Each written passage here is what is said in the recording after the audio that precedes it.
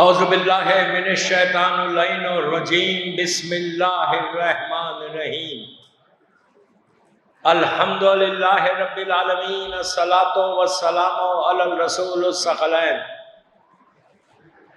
محبوب رب المشرقین المغربین، جد الحسن والحسین ابو القاسم محمد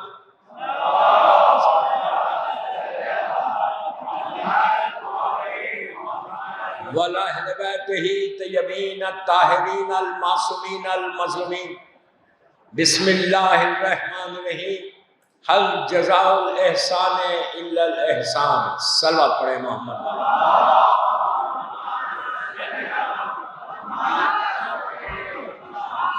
عزاداران امام، قیصر باغ ممبئی کی 1444 ہجرہ کی یہ پہلی محرم کی مجلس ہے۔ دن گزرنے کے بعد شب 2 محرم ہے۔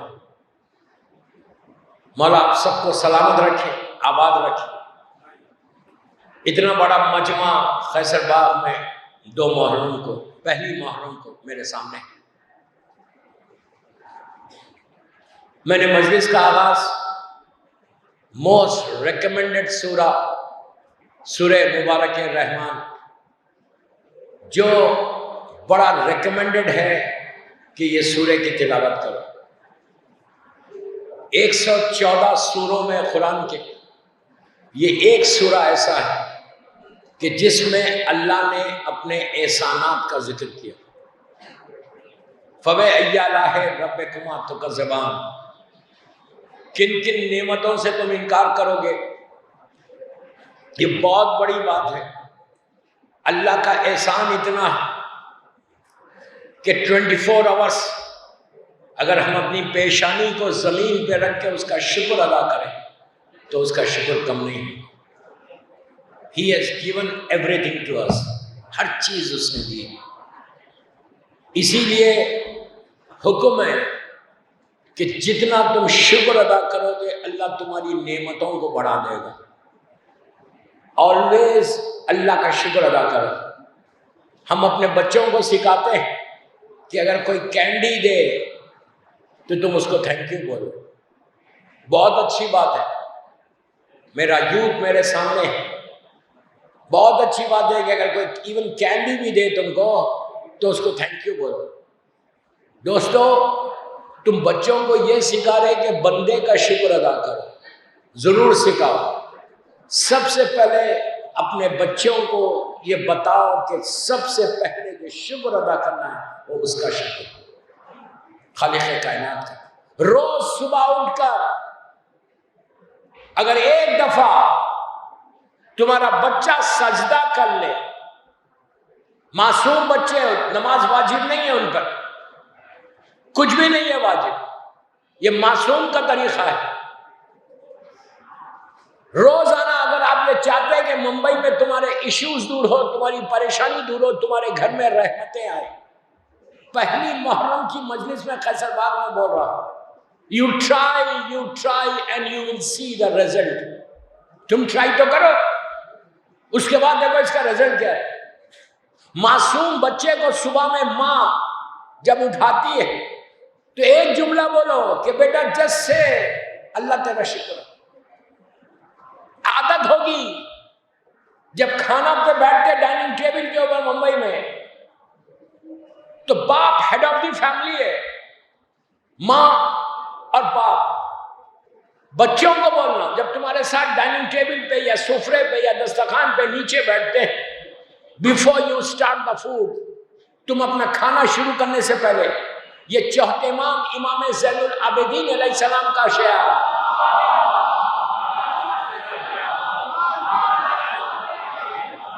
یہ چوتھے امام کا طریقہ ہے۔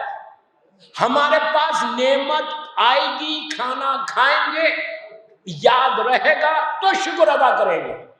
مولا کی زندگی کیا ہے؟ معصومین کی زندگی کیا ہے؟ امام علی کی زندگی کیا ہے؟ امام علی کا یہ عہد تھا کہ نعمت سامنے آئے شکر ادا کرو۔ چوتھے امام کھانے کو دیکھ کر فوراً سجدے میں چلے آتے تھے، سید الساجدین ہے۔ میں یہ نہیں بول رہا سجدے میں جاؤ، میں اتنا بول رہا کہ اپنے بچوں کو سکھاؤ. تو بامبے میں تمہارے سارے پریشانیوں کو اگر دور کرنا چاہتے, یہ عابد بلغرامی نہیں بول رہا, یہ معصوم امام بول رہے کہ جب تم شکر ادا کرو گے اللہ تمہاری نعمتوں کو بڑھا دے گا. مثال کے طور پہ تم کو اتنا انکریمنٹ ملنا ہے, اتنا پیسہ آنا ہے, لیکن جب تم شکر ادا کرتے جاؤ گے اللہ 70 گنا آگے بڑھا دے گا. کچھ نہیں کرنا ہے, صرف اتنا بولنا ہے صبح اٹھ کے کہ اللہ تیرا شکر ہے. یہ ایک جملہ تو بول سکتے ہیں نا, ایک جملے میں ٹائم کتنا جا رہا. اگر تمہارا بچہ شکر ادا کرنا شروع کر دے تو دوستو معصوم کا شکر جلدی ہوگا قبول. تمہارا بچہ معصوم ہے, وہ شکر ادا کرے گا, دن تمہارا پیسفل گزرے گا. اگر دن میں کوئی پریشانی آنے والی ہے تو وہ بھی دور ہو جائے گی. کوئی مصیبت آنے والی ہے مجھے نہیں معلوم, پورا دن ہے, بیماری بھی آ سکتی, کوئی پریشانی بھی ہو سکتی, خدا نہ خواستہ ایکسیڈنٹ ہو سکتا, anything can happen. تو اس وقت تم اگر شکر ادا کرو گے تو آنے والی بلائیں مصیبتیں ڈلتی ہیں. اللہ کو سب سے زیادہ یہ پسند ہے کہ بندہ اس کا شکر ادا کرے. ہم بندوں کا تو کرتے ہیں, بہت اچھی بات ہے, بہت اچھی بات ہے بندوں کا کرنا, لیکن سب سے پہلے اس اللہ کا شکر ادا کرو گے جس نے تم کو پیدا کیا, جس نے نعمتیں دی. اس کے بعد معصومین کا, اللہ کا یہ شکر ادا کرو کہ اللہ تیرا شکر ہے کہ تو نے میرے دل میں ولایت امیر المومنین دی, میرے مولا کی محبت آئی, عزاداری حسین آئی ہمارے پاس. یہ سب سے پہلے, یہ دوسرا شکر ہے جو آپ کو کرنا ہے. یہ بچوں کو سکھا, محرم آیا, محرم کے پیغامات میں سے ایک پیغام ہے یہ کہ شکر ادا کرو کہ اللہ تو نے محرم ہم کو دیا. آپ انصاف سے بولو, اتنا بڑا مجمع خیسر باغ میں ہے, آپ نے نیت کی خیسر باغ میں جا کے مجلس سنوں گا, گھر سے چلے, راستے میں خدا نہ خواستہ کوئی ایکسیڈنٹ ہو, آ سکتے تھے مجلس میں؟ نہیں آ سکتے تھے, اور پیٹ اپسٹ ہو جائے, سر میں درد ہو جائے, کچھ بھی ہو سکتا, نہیں آ سکتے تھے نا مجلس میں. اگر تم آئے ہو فرش اعظم میں تو یہ شکر ادا کرو کہ اللہ صحت کے ساتھ تو نے فرش اعظم نصیب کر دیا. خاموش مت سن, جو حقیقت ہے وہ بیان کر رہا. صحت کے ساتھ تو نے مجھے موقع دیا کہ میں مجلس حسین میں جا سکا. اس کے بعد یہ سارے شکر ادا کرنے کے بعد میں جلدی جلدی جا رہا, مجھے کہیں اور جانا ہے, ایک منزل تک آپ کو لے کے جانا ہے. یہ شکر ادا کرنے کے بعد تیسرا شکریہ ادا کرو کہ اللہ تیرا شکر ہے کہ تو نے مجھے ایسے ماں باپ کے گھر میں پیدا کیا جہاں سے علی کی محبت آئی. کبھی کرتے ہو, کبھی ماں کا شکر ادا کرتے ہو, کبھی اپنے باپ کا شکر ادا کرتے ہو, کبھی یہ کہتے ہو کہ اللہ یہ ماں باپ, اس لیے کہ یہ بھی چھٹے امام کا ارشاد ہے کہ جب بھی ہماری محبت کسی کے دل میں دیکھو, بامبے میں آپ دیکھو یہ بڑا عزادار ہے, یہ بڑا ماتمدار ہے, یہ بڑا نوحے پڑھتا ہے, یہ مجلسوں میں آتا ہے. امام نے کہا جب بھی کسی کے دل میں ہماری محبت دیکھو اس کی ماں کے حق میں دعا کہ ماں نے پاکیزہ طریقے سے تم کو دنیا میں لایا, کہ جس کی وجہ سے تمہارے دل میں محبت حسین آئی, امام علی کی محبت آئی. آج کی مجلس کے بعد جن کے ماں باپ زندہ ہیں, جب تم اپنے گھروں کو جاؤ تو ماں کا ماتھا چومو. سب کو بول رہا, بوڑھی ماں ہے, جوان ماں جو بھی ہے, جا کے ماں کا ماتھا چوم کے بولو اماں آج میں نے اتنی مجلسیں تیری وجہ سے کی. کیا بول رہا, اتنے خاموش کیوں ہو گئے؟ شکر ادا کرو ماں کا کہ ماں پاک تھی تو حسین کی محبت آئی, ماں پاک تھی تو تم فرش اعضا پہ آئے. اگر ماں پاکیزہ طریقے سے تم کو ریس نہیں کرتی, بامبے میں پرورش نہیں کرتی, حلال رزق نہیں کھلاتی, تو تم آتے فرش اعضا پہ, تم کہیں اور جاتے. پہلے جا کے آج ماں کا شکر ادا کرو کہ پہلی محرم آج ہم نے مجلسیں کی ہیں, جا کے ماں کو بولو ماں just because of you I did this, because of you, because of you. دوستو ہزاروں لوگ ہیں لیکن وہ مائیں کہ جنہوں نے اپنے بچوں کو حسین کی محبت جن کے دلوں میں ڈالی وہ تمہاری ماں ہے. یاد رکھو، آج جا کے ماں کا شکر ضرور کرنا. کچھ مت کرو، ماں بیٹھی ہوئی ہے ماتھے کو چوم لو یا پیر کو چوم لو. ماں کیا پیر چومنے سے عزت نہیں جاتی، عزت بڑھتی ہے. کیا بولا؟ جب جانا ماں کے پاس تو کسی کو ساتھ لے کے جانا. سمجھے میں کدھر اشارہ ہے میرا؟ اگر شادی ہو گئی ہے تو اپنی بیوی کو ساتھ لے کے جاؤ اور بتاؤ یہ تمہاری ماں ہے. بس دوستو یہ ماں باپ کا شکر، اللہ کا شکر، معصومین کا شکر کہ ان کی وجہ سے آج ذکر حسین ہم کرنے لگے. ان کا احسان ہے.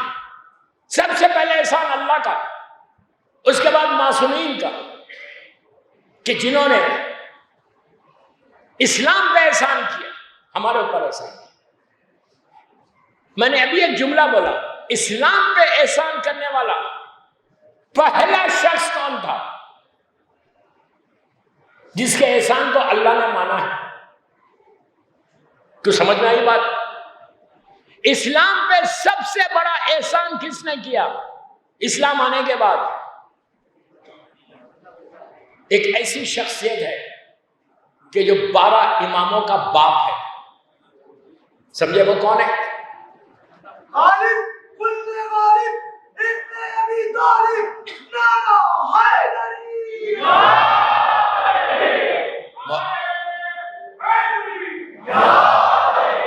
پہلا وہ شخص. آج اس کے بارے میں سنو. میرے اوپر پریشر ہے کہ میں جناب ابو طالب کے بارے میں پڑھوں. کیسر باغ کے مجالس 2 شخصیتیں ہیں کہ جن پہ پڑھنے کے لیے پریشر کیا گیا کہ آج کے دور کا تقاضا کہ جناب ابو طالب کے بارے میں پڑھو. دوستو ایمان ابو طالب کوئی پڑھ سکتا؟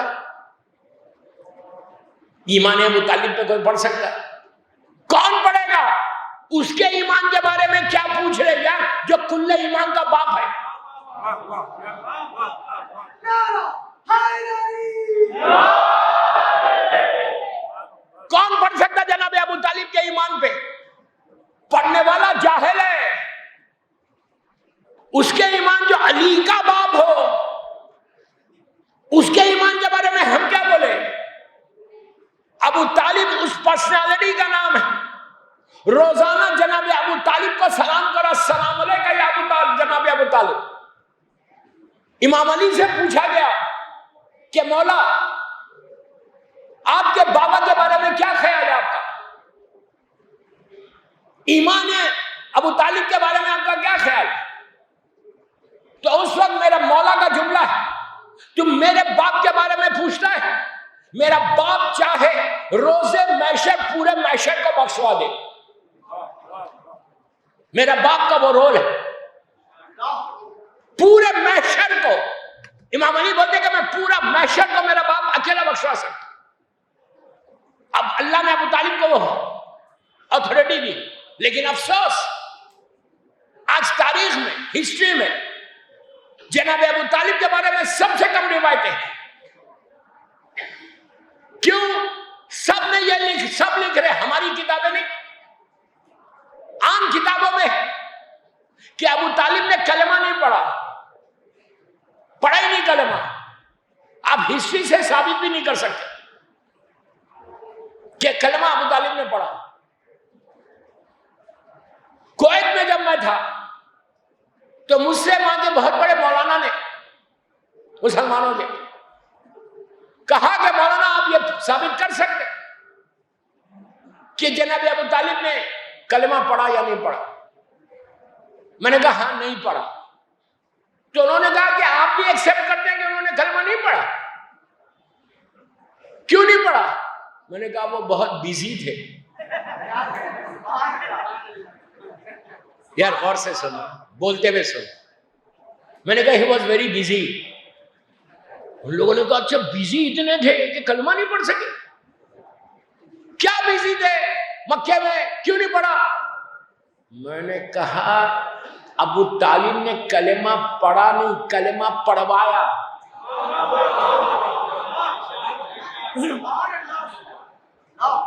کلمہ پڑھوایا. مائنس، میرے جملے غور سے سنو، مائنس ابو طالب اسلام وہ لفافہ ہے جس میں خط نہ ہو.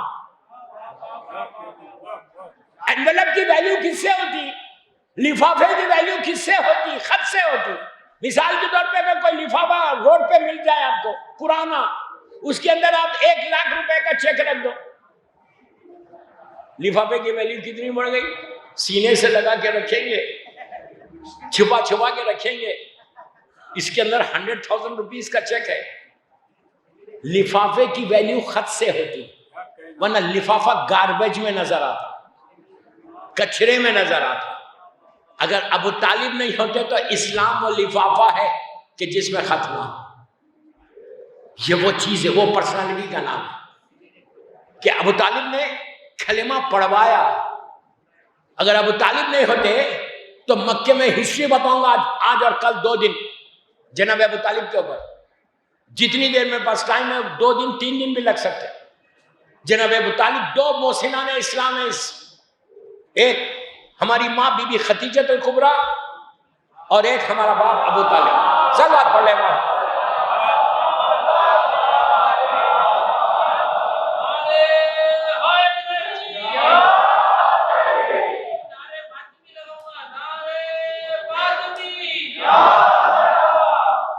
دوستو اگر یہ دونوں نہیں ہوتے تو اسلام آج کلمہ نہیں ہوتا.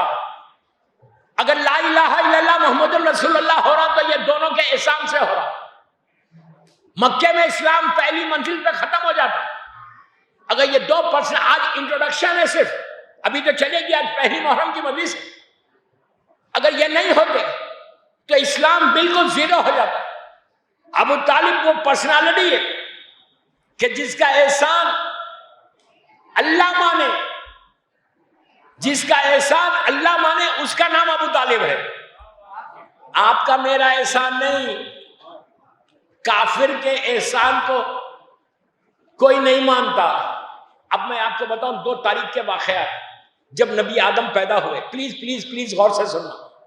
نبی آدم پیدا ہوئے آسمان میں، جنت میں جہاں بھی پیدا ہوئے تھے، جب ان کی پوری خلقت ہو گئی، پتلے سے روح آ گئی.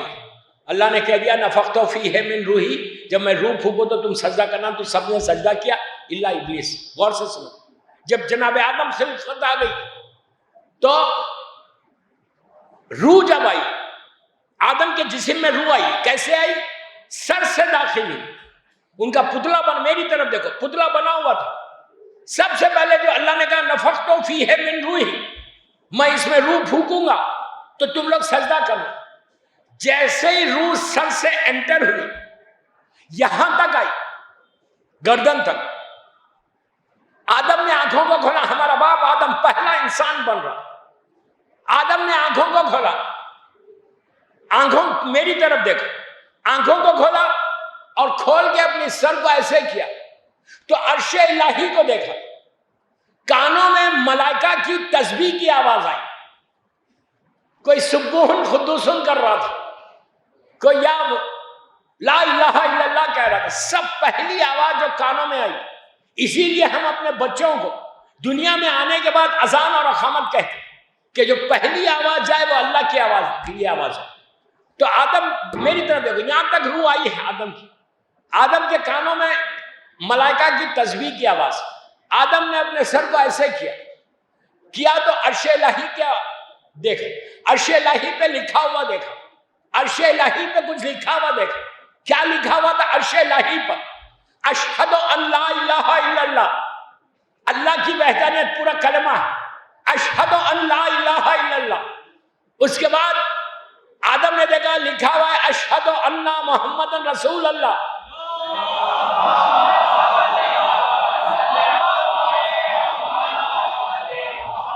میں آپ سے ایک ریکویسٹ کروں، آج پہلی مجلس میں پلیز آگے آ جاؤ، باہر بہت لوگ کھڑے ہوئے ہیں، پیچھے والوں کو بول رہا ہوں آگے ہو، قیصر باغ یہاں آگے آگے،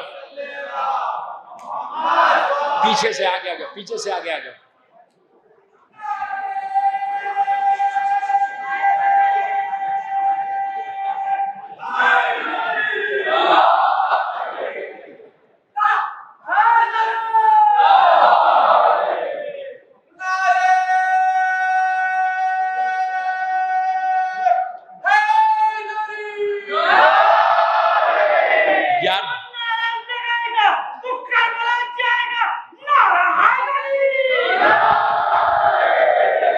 یار مجھے ایک اچھی بات لگی، میں پوری دنیا میں پڑھتا ہوں مجلسیں، بامبے کے یوتھ کی آواز بڑی بھاری ہے.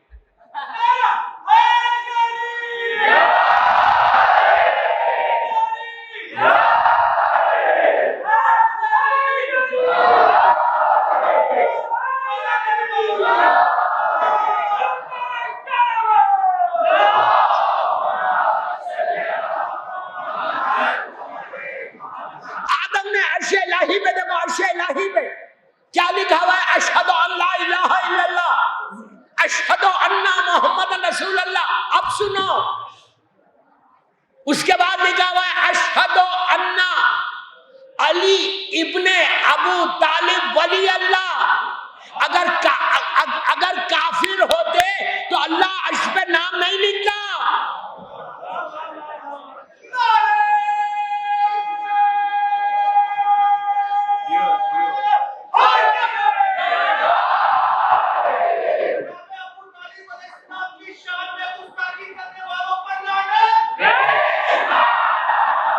پلیز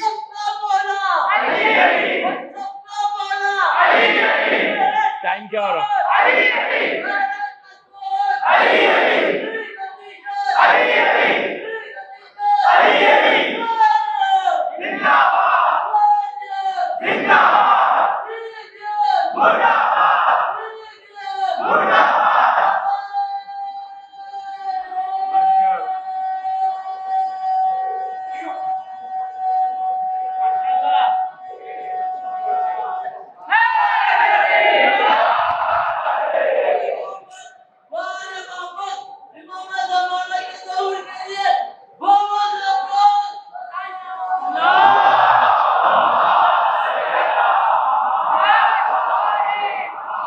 بھائی میرے پاس ٹائم نہیں ہے، یو نو 12:15 بجے اتر جانا ہے مجھے پڑھنے دو. آپ مجھے معلوم ہے آپ لوگ 6 کے بعد پھر پڑھنے نہیں دیں گے. نہیں قیصر باغ والو، you have to check yourself. اگر یہ گارنٹی لیتے ہیں کہ 9 تک پڑھنے دیں گے تو پھر پڑھتے رہو، نعرے لگا لو، کوئی ایشو نہیں. تو عرش الہی پہ اللہ کسی کافر کا نام نہیں لکھتا. میں اپنی کتابوں سے نہیں پڑھ رہا، قصص الانبیاء کی روایت پڑھ رہا. قصص الانبیاء اہل سنت کی کتاب ہے. وہ لکھتے ہیں کہ عرش الہی پر میرے مولا کا نام علی ابن ابو طالب ہے. تو تم تصور کرو، ابو طالب کا نام عرش پر ہے، پھر وہ کافر کیسا؟ اب ایک اور بات بتاؤ، ایک اور روایت بتاؤ. میں جو سوچ کے آیا تھا پڑھی نہیں سک رہا، وقت نکل گیا. ایک اور روایت بتا دو. اللہ ہم سب کو نجف اشرف کی زیارت نصیب کرے. میرے مولا کی زیارت اور کربلا کی اربعین کی زیارت کے لیے بابا سے بلند صلوات پڑھو.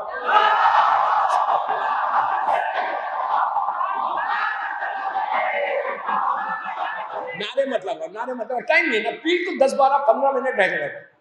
نجف اشرف میں جب آپ جاتے انٹر ہوتے، کبھی میرے ساتھ چلو،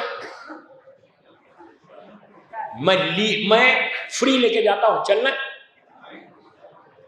اب مجلس کے بعد قیصر باغ میں لائن نہیں لگانا، میں لے کے فری نہیں جاتا، میں لیڈ کرتا گروپ کو.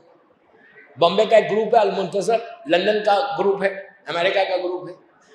اس سال انشاءاللہ میرا مولا چاہے تو اربعین میں دعوت اسلام کے گروپ کو لیڈ کر رہا ہوں. کبھی میرے ساتھ چلو تو میں بتاؤں کہ وہاں پہ کیا کیا چیزیں ہیں. مولا کا روضہ ہے، گولڈن ٹوم ہے. میں ابو طالب ہی پہ ابھی بتاؤں، گولڈن ٹوم سونے کی گنبد ہے مولا کی، شاندار، بادشاہوں کا بادشاہ ہے. کنگ آف کنگس ہے، کنگ آف کنگس ہے میرا مولا. اور 2 میناریں ہیں. اگر آپ وادی السلام کی طرف سے آئے تو مولا کا روضہ ہے، اور اطراف میں ایک سے ایک بڑی بڑی پرسنالٹی میں آرام کر رہے. جو پہلی مینار ہے مولا علی کے روضے کی، اس کے نیچے 700 صدی کا ایک ایسا علی والا دفن ہے کہ جس کا نام علامہ ہلی ہے. اور دوسری مینار جو ہے اس کے اندر 1000 سال پرانا، یعنی 400 سال پرانا، 1000 صدی کا مقدس اردبیلی ہے. دوستو، امام علی کے روضہ قبر کے اطراف میں ایسی ایسی ہستیاں، ایسی ایسی پرسنالٹیز دفن ہیں کہ اگر یہ لوگ باہر رہتے تو ہر لحد سے، ہر خبر سے، ہر گریو سے معجزے ظاہر ہوتے. لیکن سورج کے سامنے ستارے کہاں چلتے ہیں؟ میرا مولا سورج ہے، یہ سب ستارے. ہاں، امام علی کی جو لحد ہے، اب آپ میری طرف دیکھو، اسی پہ میں مجلس ختم کر رہا ہوں. جناب مولا علی کی لحد ہے، اور مولا کی رائٹ سائڈ کے اوپر نبی آدم دفن ہے. پہلا نبی ہمارا باپ آدم رائٹ سائڈ پہ، لیفٹ سائڈ پہ جناب نوح جن کا طوفان آیا تھا، دوسرا بڑا نبی، پہلا اولی العزم پیغمبر، وہ دفن ہے. ایک سائڈ پہ آدم ہے، ایک سائڈ پہ نوح ہے، بیچ میں میرا مولا ہے. اور جب مولا کی شہادت ہوئی تھی تو مولا نے مولا حسن سے وصیت کی تھی. آپ جانتے ہیں کہ مولا کا گھر کوفے میں، کوفے سے آل دا وے نجف اشرف کو مولا کا تابوت آیا تھا. اتنی دور ہے، آج آدھا پون گھنٹہ لگ جاتا ہے کار میں. اس زمانے میں اونٹ پہ آنا گھنٹوں لگتے تھے. لیکن عجائبات خدا بندی کا تابوت تھا. نہیں سمجھا یہ جملہ؟ اللہ کی حجت کا تابوت تھا تو پہنچا. مولا کے گھر سے نجف اشرف جب یہ تابوت آیا تو مولا علی نے امام حسن علیہ السلام سے وصیت کی تھی کہ بیٹا مجھے نجف اشرف پہ لے جا کے دفن کرنا. مولا کا حسن کو تو سب معلوم ہے، یہ ہمارے لیے جب وہاں دفن کرنا، وہاں پہنچنا تو وہاں ایک خبر تیار ملے گی، گریو تیار ملے گی، لحد تیار رہے گی. پتھر ہٹانا، نیچے میری لحد تیار رہے گی، مجھے وہاں دفن کر لینا. مولا حسن نے ویسے ہی کیا. آئے، اب سن، آئے آ کے جب پتھر ہٹایا، امام حسن کو سب معلوم ہے. میں حیات القلوب علامہ مجلسی کی کتاب سے پڑھ رہا، قصص الانبیاء سے پڑھ رہا، اہل سنت کی کتاب. تاریخ امیر المومنین یہ بھی اہل سنت کی. بائیوگرافی آف علی ابن ابی طالب علیہ السلام یہ بھی اہل سنت کی کتاب. لکھا ہوا ہے، انہوں نے لکھا کہ جب مولا حسن نے پتھر ہٹایا تو مولا کی لحد بالکل تیار تھی، اور وہاں پہ ایک پلیٹ لگی ہوئی تھی، تختی جس کو بولتے، ایک پلیٹ لگی ہوئی تھی، ایک تختی، اور وہ ہیبرو زبان میں تھی. کیا لکھا ہوا تھا اس پہ؟ یہ مولا علی کی جو خبر تیار تھی، یہ کس نے تیار کی تھی؟ یہ جناب نوح نے تیار کی تھی. نوح نبی کا پیریڈ اور امام علی کا، پلیز غور سے سنو، نوح نبی کا پیریڈ اور امام علی کا پیریڈ جو ہے وہ لگ بھگ 20,000 سال پرانا ہے. لگ بھگ 20,000 یا 18,000 ایئرز پہلے کا واقعہ ہے. علی کے زمانے سے نوح نبی ابتدائی زمانے کے نبی آدم کے بعد سب سے بڑا نبی جو آیا، اولی العزم، پہلا اولی العزم وہ نوح. تو نبی نوح نے طوفان سے پہلے یہ لہر بنائی تھی. کیا لکھا ہوا تھا؟ لکھا ہوا تھا کہ یہ لہر، یہ گریو نوح نبی نے اب طوفان آنے سے 500 سال پہلے بنائی، اور یہ لہر آخری نبی محمد مصطفیٰ کے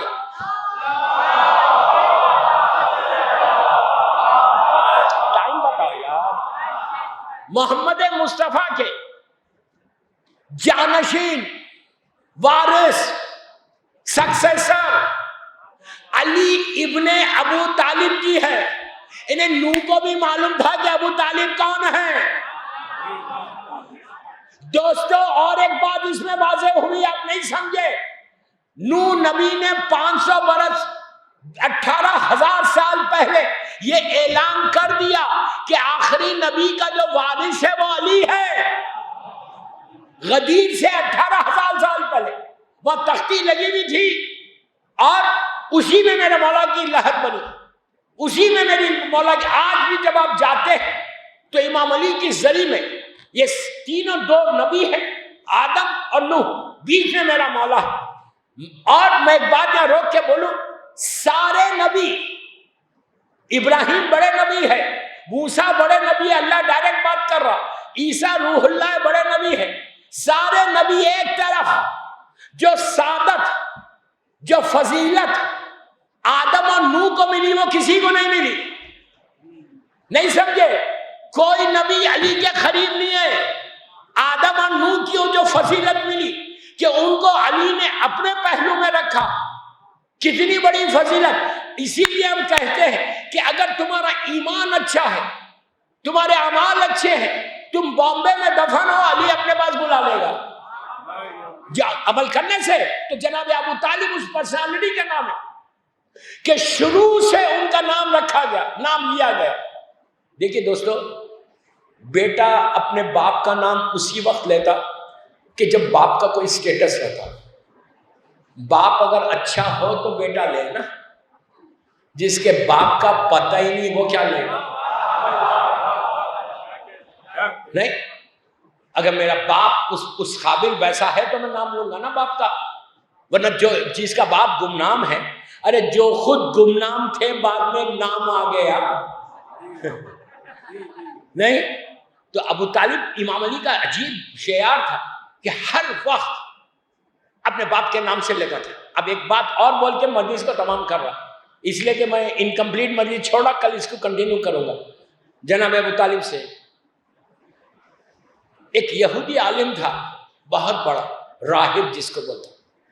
جنگ خیبر کا بڑا مشہور واقعہ ہے، جنگ نہیں پڑ جہاں پہ بھی جناب ابو طالب کی فضیلت ہے وہ اس لیے بیان کر رہا ہے. جب آپ نے ہمیشہ سنا ایک شعر بھی ہے کہ پتھر پہ علم گاڑا کس نے، بڑا مشہور مولا کے لیے شعر ہے. امام علی نے جب خیبر کو فتح کرنے گئے تھے تو علم کو پتھر پہ ایسے نفس کر دیا تھا.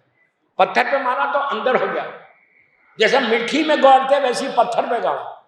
جیسی علم علی نے پتھر پہ گاڑا، ایک یہودی راہب تھا، 103 سال اس کا سن تھا، 103 ایئرس اولڈ تھا، بوڑھا تھا. وہ امام علی کو جوان امام علی کو جانتا نہیں تھا.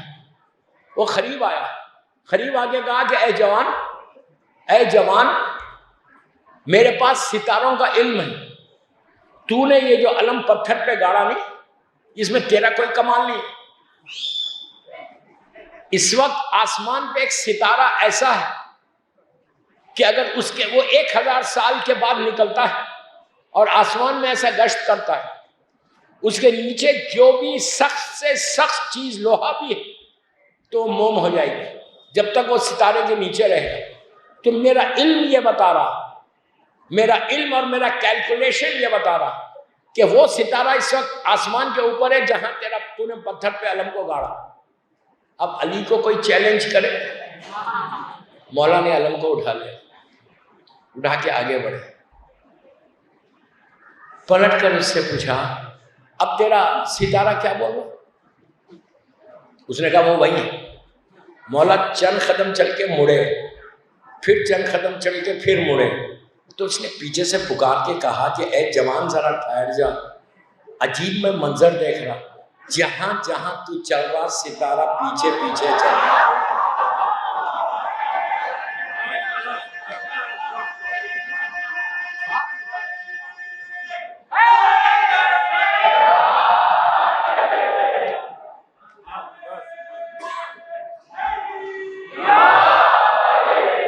تو ہے کون؟ اب اس نے وہ یہودی عالم نے کہا تو ہے کون کہ جدھر جدھر تو موڑا ستارہ پیچھے پیچھے موڑا. میں ہمیشہ سب کو یہی ایڈوائز کرتا جب میرے پاس واٹس ایپ میسیجز پوری دنیا سے آتے، فونز آتے کہ مولانا ایک لڑکی پیدا ہوئی، لڑکا پیدا ہوا، 5:18 پہ آیا، ذرا کوئی ستاروں کو دیکھ کے بتائیے کہ اس بچے کا ستارہ کیا بول رہا. میں نے کہا سنو، مجھے کوئی ستاروں کا علم نہیں، نہ تم ستاروں کے علم کو جاننے کی کوشش کرو. ان سے کیوں نہیں پوچھتے جس کے دروازے پہ ستارہ اترا ہے؟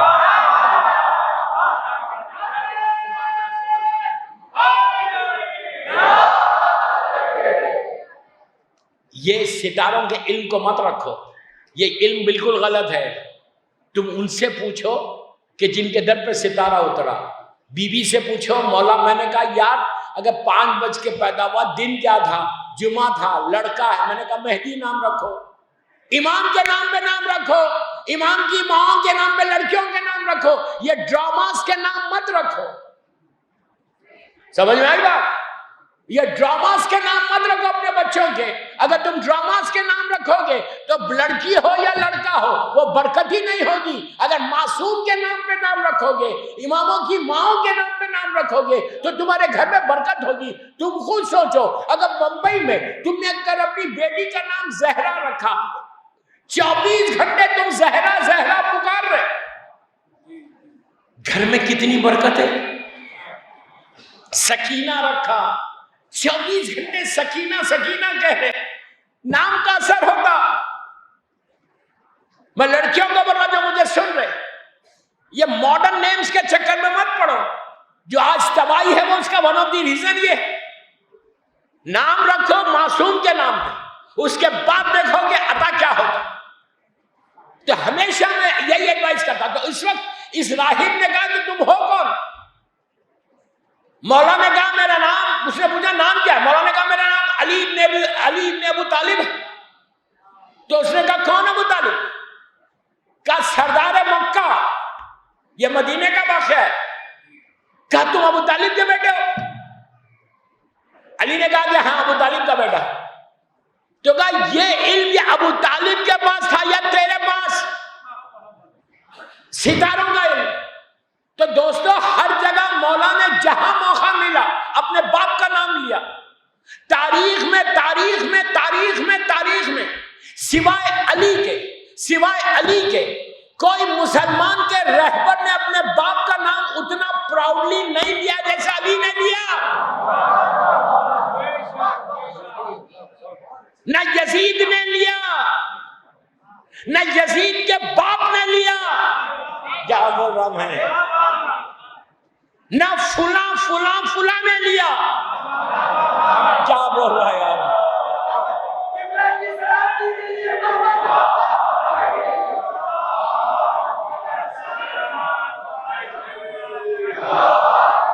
کسی نے نہیں لیا، اسی لیے نہیں لیا کہ تاریخ سے ان کے باپ ثابت ہی نہیں ہوئے۔ اور ایک بات بول دوں، ہماری تاریخ میں ایک میڈم ہے، ہماری میں نام نہیں لے رہا، میں اپنے الفاظ کا ذمہ دار ہوں، آپ کے ذہنوں کا ذمہ دار نہیں ہوں۔ ہماری ہسٹری میں ایک میڈم ہے اور اس میڈم کا باپ ہے، نام ہے، لیکن آج تک میڈم کا کوئی بتاؤ کہ اس میڈم نے پبلکلی کہا کہ میں اس کی بیٹی ہوں۔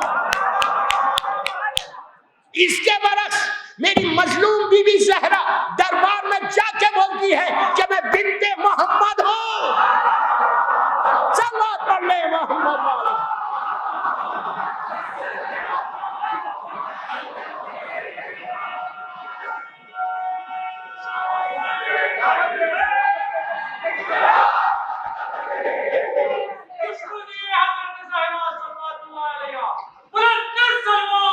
اللہم صلی علی محمد و آل محمد۔ پلیز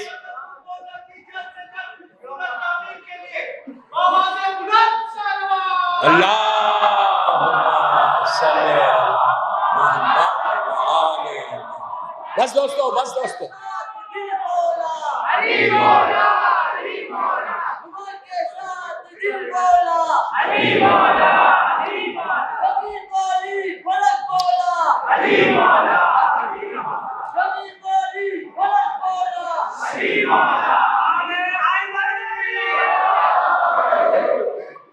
بس پلیز میرے پاس ٹائم نہیں ہے، صرف 6 منٹ رہ گئے، میں مساج پہ آ رہا۔ کل میں تو 11 بجے آ رہا، آپ اگر آ جائیں، میں 11:15 پہ ممبر پہ آ جاؤں، 11:15 بجے۔ مجھے جانتا کہ میں 12:15 بجے چھوڑنا ہے ٹرین، لاسٹ ٹرین ہے. میں نہیں چاہتا کسی مومن کو تکلیف یا مومنہ. پلیز بول رہا ہوں. چند دن رہ گئے. 11:15 پہ انشاءاللہ میں کوشش کروں گا 11:15 بجے ممبر پہ آ جاؤں. کل سننا جناب ابو طالب اور بی بی خدیجہ پہ. دوستو پہلی محرم کا دن گزر گیا. شب آ گئی، 2 کی شب ہے.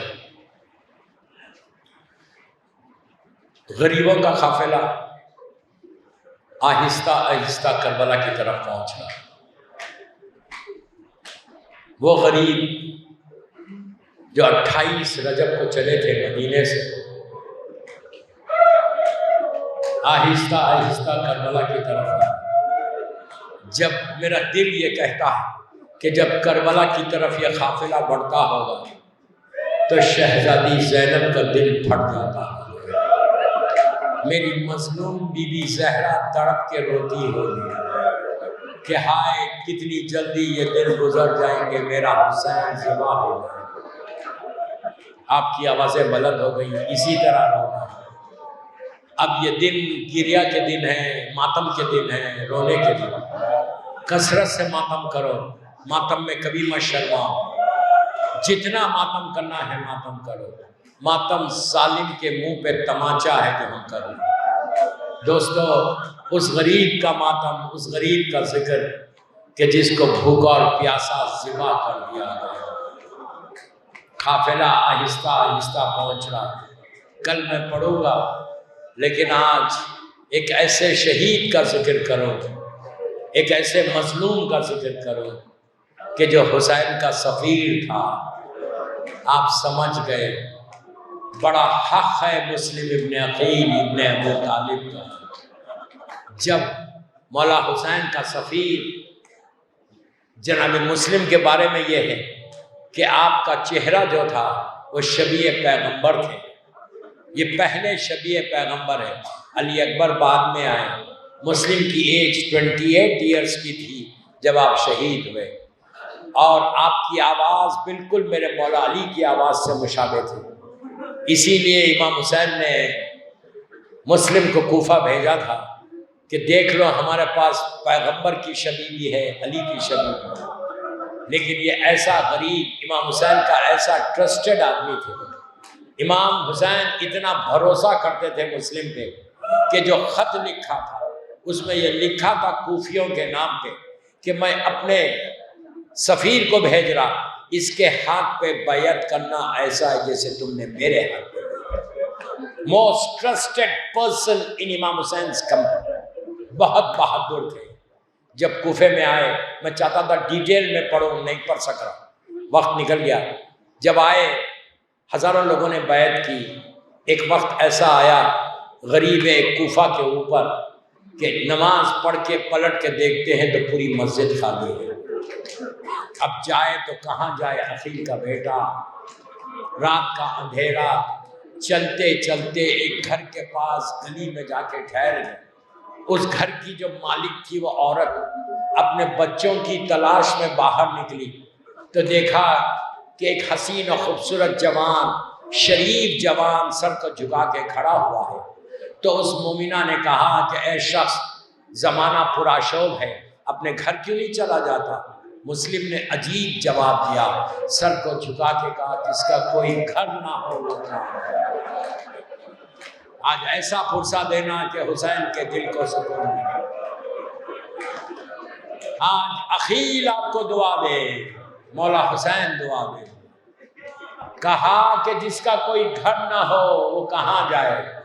اس مومنہ نے کہا چہرے سے تو بڑے شریف معلوم ہوتے ہیں، کہاں کے رہنے والے؟ تو مسلم نے کہا کہ میں مدینہ منورہ کا رہنے والا. مدینہ کا نام سنا حسین یاد آ گئے. فوراً دوسرا سوال یہ کیا کہ یہ بتائیے مدینہ میں کہاں رہتے؟ جیسے ہی کہا مدینہ میں کہاں رہتے تو مسلم نے کہا میں محلہ بنی ہاشم میں رہتا ہوں. یہ مومنہ ہے، تڑپ گئی، ہاتھوں کو جوڑ کے کہا آپ کا نام کیا ہے؟ کہا میرا نام مسلم ابن عقیل ابن ابو طالب ہے. وہ کہنے لگی آقا آپ گھر کے باہر کیوں ڈرے ہوئے، گھر کے اندر آئیے۔ گھر میں گئے، جو کچھ روٹی کھانا تھا وہ روٹی کھائی، مصلی بچھا کے عبادت کر رہے تھے۔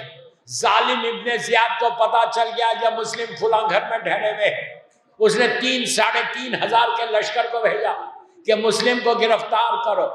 آدھی رات گزر گئی، مسلم مصلی پہ بیٹھ کے عبادت کر رہے، گھوڑوں کے ٹاپوں کی آواز آنے لگی کہ ایک بڑا لشکر آ رہا، ٹاپوں کی آواز۔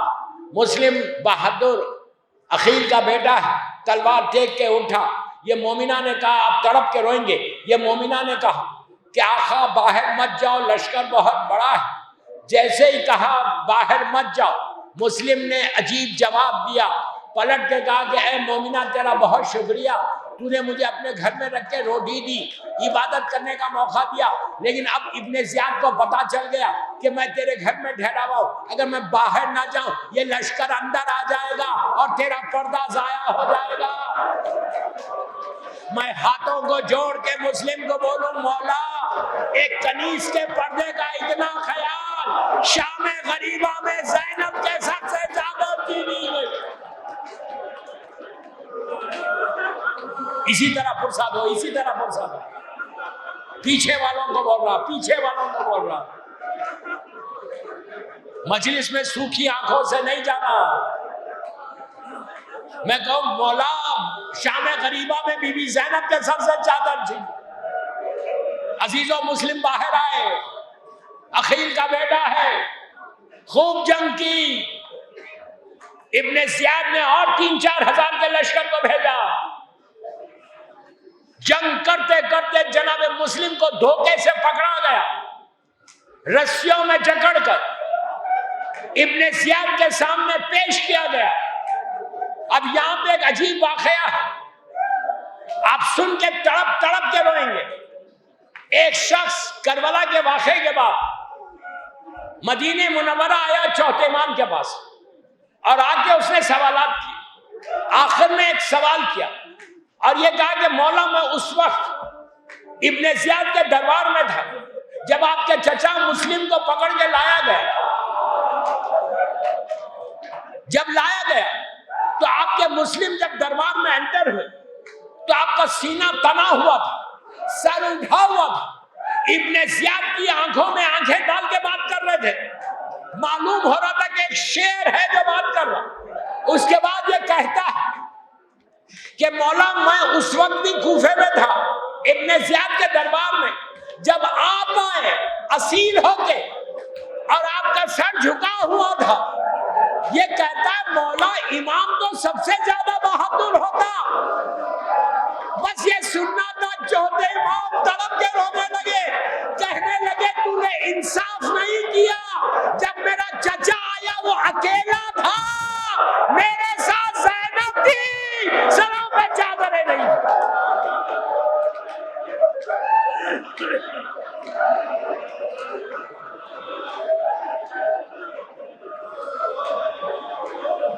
ابن زیاد سے گفتگو ہوئی، بس آخری حصے پہ آ گیا۔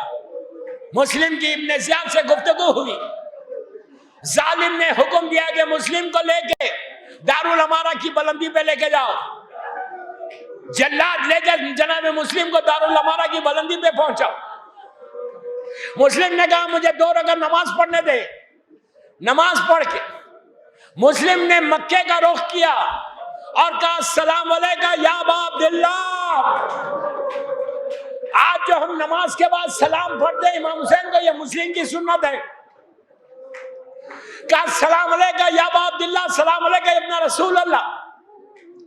مولا حسین راستے میں ایک جگہ ٹھہرے ہوئے تھے۔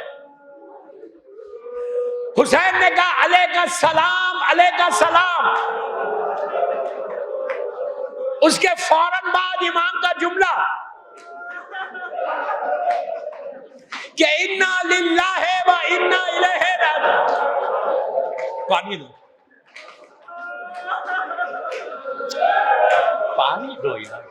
انا للہ و انا الیہ راجعون۔ فوراً جناب زینب نے سنا، سن کے کہا بھیا یہ کیوں، کیا ہوا؟ امام نے بی بی زینب کو قریب بلایا، قریب بلا کے کوفے کی زمین کی طرف اشارہ کیا تو زینب نے دور سے دیکھا مسلم کے گلے پہ خنجر ہے، بہن تڑپنے لگی کہ میرا بھائی ذبح ہو رہا۔ عزیزوں میں کہوں بی بی زینب آج آپ دور سے دیکھو، کربلا میں تلے زینبیہ اور حسین کا گلا، حسین کے گلے پہ خنجر۔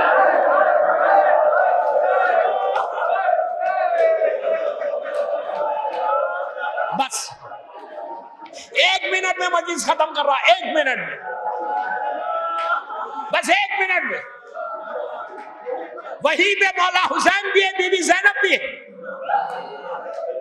امام حسین نے جناب زینب سے کہا کہ بہن رقیہ بنت مسلم کو لے کر آؤ، یہ جناب مسلم کی یتیم بچی تھی، 6-7 سال کا سن ہے۔ بی بی زینب رقیہ کو لے کر آئی، حسین نے پہلو میں بٹھایا، سر پہ ہاتھ پھیرا، کانوں میں گوشوارے پہنائے، ماتھا چوما۔ اہل بیت کے گھر کی بچی تھی، سمجھ گئی، کہنے لگی چچا ایسا سلوک کر رہے جیسے کسی یتیم کے ساتھ کیا جاتا۔ حسین نے کہا بیٹی تمہارے بابا مارے گئے لیکن حسین زندہ ہے۔ وہیں پہ سکینہ تھی، دیکھ رہی تھی کہ یتیم کے ساتھ کیا ہوتا، لیکن کربلا میں شام غریبہ پہلا تماچا سکینہ کو مڑا، سکینہ فریاد کرنے لگی۔